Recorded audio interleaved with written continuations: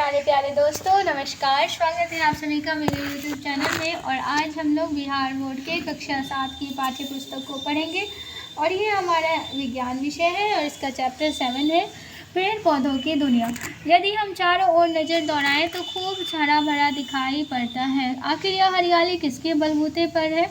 पेड़ पौधे के दम पर ही तो दुनिया इतनी हरी भरी है और पेड़ पौधे में ही भी खासकर पत्तियों के दम पर। हम रोज़ कितने ही पेड़ पौधे देखते हैं और कई को तो हम पहचान भी लेते हैं। यदि पेड़ पौधे पर पत्तियां न हों तो क्या उन्हें पहचानना संभव है? यानी अलग अलग पेड़ पौधों की पत्तियों में कुछ विशेषता होती है। आइए इस पाठ में इन विशेषताओं को समझने के लिए हम पेड़ पौधों के नज़दीक चलें। उसी तरह से पेड़ पौधों की जड़ों में क्या अंतर होता है यह भी समझने की कोशिश करेंगे। क्या आपने बीजों के महत्व पर विचार किया है? सोचिए भला बीज पौधे के किस काम में आता होगा। इस पाठ में हम बीज के अंदर झांक कर भी देखने की कोशिश करेंगे। इस पाठ के अंत तक हम पत्ती, जड़ और बीज के संबंध को भी समझेंगे। पेड़ पौधों के अध्ययन के लिए हमें कई बार स्कूलों से बाहर सैर भी जाना होगा। बाग बगीचों और खेत में जाकर उनका अवलोकन करना होगा। सैर पर जाने से पहले नीचे लिखे चीज़ें इकट्ठी कीजिए। पौधों को उखाड़ने के लिए खुरपी या फिर चाकू, एक झोला और गीला कपड़ा और अखबार, पुरानी पत्र पत्रिकाएं या रद्दी कागज, कॉपी, पेंसिल और धागा और ब्लेड। जब सैर पर जाएं तो ध्यान रखें कि पेड़ पौधों को कोई नुकसान न पहुंचे तथा आवश्यकता अनुसार किसी एक पौधे को 1 से 2 पत्तियों से ज़्यादा न तोड़े। शिक्षक के साथ सैर पर निकले तथा रास्ते में मिलने वाले पेड़ पौधे को ध्यान से देखें। आसपास कोई बगीचा या खेत हो तो वहाँ भी जाएं। तना सैर पर जाएं तो पेड़ पौधों के तनों एवं उनमें से निकलने वाली शाखाओं का अवलोकन करें तथा नीचे दी गई तालिका में अपनी कॉपी में बनाकर उसमें अंकित करें। तालिका में उदाहरण स्वरूप आम के पेड़ का अवलोकन लिखा है, उसी अनुसार अन्य पेड़ पौधों का अवलोकन लिखें। आम जो है पेड़ बहुत ऊंचा होता है, मोटा होता है, कठोर होता है, तने के ऊपर शाखाएं तने के ऊपर से निकलती है और पेड़ पौधे का वर्ग वृक्ष के वर्ग का है। अब देखिए यहाँ पे शाख का पौधा, झाड़ी का पौधा और वृक्ष दिखाया गया है। शाख सबसे छोटा, झाड़ी उससे बड़ा, वृक्ष सबसे बड़ा। तालिका के अवलोकन से स्पष्ट है कि पौधों को 3 वर्गों में बांटा जा सकता है। जिन पौधों का तना हरा और कोमल होता है तथा सामान्यतः कम ऊंचाई के होते हैं उन्हें शाख कहते हैं। जिन पौधों में शाखाएं तने के आधार से अधिक संख्या में निकलती है, जिनका तना सख्त, पतला और काष्ठीय होता है, उन्हें झाड़ी कहते हैं। जिन पौधों का तना सख्त, भूरी छाल वाला, मोटा होता है और जिनकी शाखाएं तने के ऊपरी भाग से निकलती हैं उन्हें वृक्ष कहते हैं। अपने आसपास के शाख, झाड़ी और वृक्ष के 5-5 उदाहरण और ढूंढें। तने पर पत्तियों की जमावट या विन्यास। सैर के दौरान पत्तियों की जमावट भी देखिए। पत्तियां डाली पर 3 तरह से लगी होती हैं। किसी पौधे की डाली पर एक जगह से एक ही पत्ता निकलती है, ऐसी पत्ती को अकेली पत्ती या एकल पत्ती कहते हैं। किसी पौधे में पत्तियां जोड़ी में एक दूसरे से विपरीत दिशा में निकलती है, ऐसी जमावट को जोड़ीदार जमावट कहते हैं। कुछ पौधे ऐसे होते हैं जिनमें एक ही जगह से कई सारी पत्तियां गुच्छे के रूप में निकलती है, जिसे गुच्छेदार जमावट कहते हैं।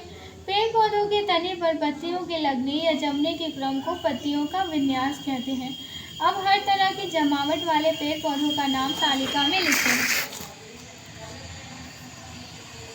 अवलोकन के बाद पत्ती को डंठल सहित तोड़े। जिस पौधे की पत्ती तोड़े उसका नाम अपनी कॉपी में लिख ले। साथ ही यह भी लिखें कि उस पौधे पर पत्तियों की जमावट किस ढंग की थी। हो सकता है कि किसी पत्ती का नाम आपको मालूम न हो तो अपने दोस्तों से या अन्य किसी व्यक्ति से पूछकर लिख लें। यदि फिर भी पता न लगे तो इस पत्ती को 1 नंबर दे दें। कांटेदार पत्तियों को सावधानीपूर्वक ब्लेड की मदद से काटकर एकत्रित करें एवं अखबार से में रखते जाएं। पत्तियां एकत्रित करने के बाद कुछ छोटे छोटे पौधे जड़ समेत मिट्टी खोदकर उखाड़ें तथा गीले कपड़ों में लपेटकर थैलियों में जमा करते जाएं तथा कोशिश करें कि इन इन पौधों के नामों का पता लगा सकें। नामों की पर्चियाँ बनाकर पौधे एवं पत्तियों पर बांधी भी जा सकती हैं। अब विद्यालय वापस चलें। मूसलाधार और यहाँ पे रेशेदार जल का उदाहरण दिया गया है, चित्र दिया गया है।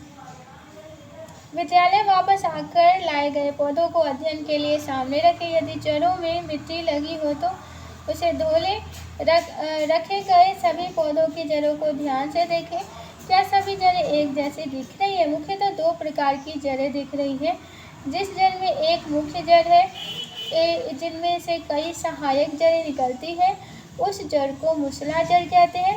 जिस जड़ में कोई मुख्य जड़ नहीं है बल्कि सभी जड़ें एक ही स्थान से निकलती हैं, उस जड़ को झकड़ा या रेशेदार जड़ कहते हैं। अब अपने द्वारा लाए गए सभी पौधों को उनकी जड़ों के आधार पर मूसला और झकड़ा जड़ों के दो समूह में बांटें तथा तालिका के अनुसार पौधों के नाम के साथ वर्गीकृत करें। दोनों तरह की जड़ों के चित्र कापे में बनाइए। जड़ एवं तना के कार्य। जड़ मिट्टी को मजबूती से पकड़कर पौधों को खड़ा रहने में मदद करता है। यह मिट्टी में उपस्थित जल एवं खनिज लवणों को अवशोषित करती है। जड़ें मिट्टी को बांधती है तथा मिट्टी के कटाव को रोकती है। कुछ पौधों की जड़ों में भोजन का संग्रहण भी होता है। तना पौधों को आकृति प्रदान करता है। यह जल, खनिज लवण एवं भोजन के संवहन का मार्ग है। कुछ पौधों के तने भूमिगत होकर भोजन ग्रहण भी करते हैं। आप जो पौधे बाहर से लाए थे उनमें से कुछ पौधों की जड़ काट दें तथा उन्हें विद्यालय परिसर या गमलों में लगा दें। मिट्टी में पानी डाल दें। कुछ जड़ वाले पौधे को भी लगा दें एवं उनमें भी पानी डाल दें। 4-5 दिनों तक दोनों तरह के पौधों को ध्यान से देखें। पता करें कि जड़ वाले पौधे कितने पौधे मुरझाए और बिना जड़ वाले कितने पौधे मुरझाए। आप पाएंगे कि बिना जड़ वाले पौधे मुरझा जाते हैं और जड़ वाले नहीं मुरझाते। सोच कर लिखें कि ऐसा क्यों होता है। लाल रंग का पानी, शाकीय तना, आवश्यक सामग्री गिलास, जल, लाल स्याही, एक शाकीय पौधा तथा एक ब्लेड। गिलास को 1/3 जल से भर दें। गिलास के जल में लाल स्याही की कुछ बूंदें डालकर गिला लें। शाकीय पौधे के तने को काटकर चित्रानुसार गिलास में भरे जल में रख दें। अगले दिन गिलास में रखे शाकीय तने के ऊपरी व निचले सिरों को ध्यान से देखें। ये कितना बचा हुआ है? अगर आपके पास हैंडलेस है तो उसकी सहायता से देखें। क्या आपको तने के ऊपरी व निचले सिरों पर लाल रंग का कोई बिंदु नजर आता है? तने के दोनों सिरों पर कई बिंदु कहाँ से आया? तने को लंबाई में आधा काटकर भी देखें। तने में यह लाल रंग की रेखा कैसे बनी? यहाँ हमने देखा कि जल तने में ऊपर की ओर चढ़ता है, अर्थात तना जल का संवहन करता है। लाल स्याही की भांति जल में विलीन खनिज लवण भी जल के साथ तने में ऊपर की ओर जाते हैं। पत्तियों के कई गुणों के बारे में आपने पिछली कक्षा में जाना। आइए एक और गुण का पता लगाएं। पत्तियों की सतह पर आपको नस जैसी संरचना दिखाई देती होगी।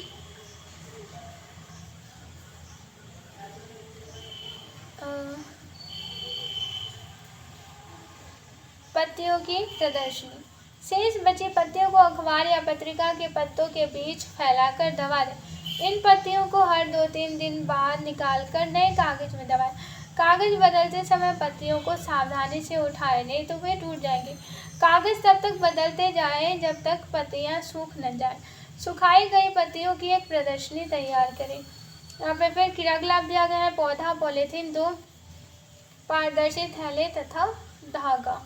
यहाँ पे डाली पर बंधी पॉलीथीन व धूप में रखी खाली पॉलीथीन को दिखाया गया। बीज। सेम, अरहर, मसूर, मक्का, धान आदि के बीज इकट्ठा करें। इनमें से किन्हीं दोष जैसे सेम तथा मक्का के कुछ बीज एक बर्तन में भिगो दें। भीगकर बीज फूल जाते हैं और उनको खोलकर अंदर से देखना ज़्यादा आसान हो जाता है। बीज का छिलका हटाएं। छिलका हटे बीज को अंगुलियों से दबाएं।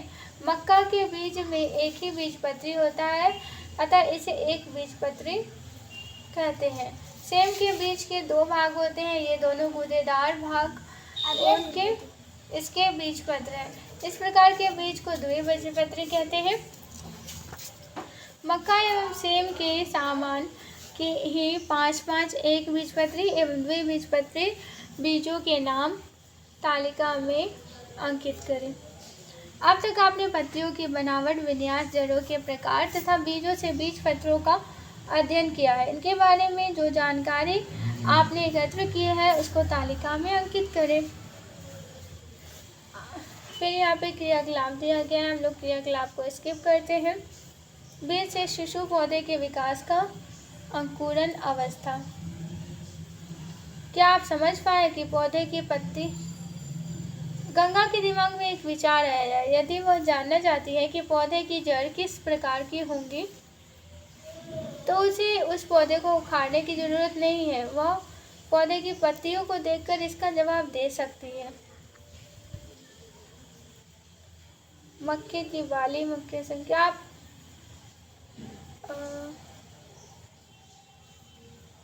पत्तियों को देखकर इसका जवाब दे सकती है? क्या आप समझ पाए कि पौधों की पत्ती, जड़ और बीज में एक रोचक संबंध होता है? करीम ने कहा कि जिन पत्तियों में समानांतर विन्यास होगा, इसकी जड़ें रेशेदार होगी और बीज एक पत्र होगा। क्या आप करीम से सहमत हैं? नए शब्द: शिरा विन्यास यानी कि वेनेशन, जालिका विन्यास यानी कि रेटिकुलेट वेनेशन, समानांतर विन्यास यानी कि पैरेलल वेनेशन, एक बीजपत्री मोनोसाइटोल्डिन और द्विबीजपत्री डायरी यानी कि डाइकोटिल्डियन।